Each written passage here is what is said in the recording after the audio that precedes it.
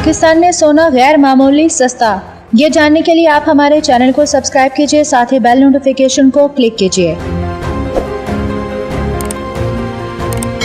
पाकिस्तान में सोने की कीमत में गैर मामूली कमी हो गई है। फी तोला सोना 1950 रुपए और फी औंस $3 सस्ता हो गया है। सराफा एंड ज्वेलर्स एसोसिएशन के मुताबिक पीर को पाकिस्तान में सोने की फी तोला नरख में 1950 रुपए कमी से 1,26,200 रुपए, जबकि 10 ग्राम सोना 1,629 रुपए सस्ता होकर 1,08,196 रुपए का हो गया है। पाकिस्तान में अक्टूबर के आखिरी हफ्ते में सोना 1,32,000 रुपए की रिकॉर्ड सतह पर पहुंच गया था। आलमी मार्केट में सोने की फी औंस नरख $3 कमी से $1,863 की सतह पर पहुंच गए। आलमी मार्केट में सोने की फी औंस नरख $3 कमी से $1,863 की सतह पर पहुंच गए।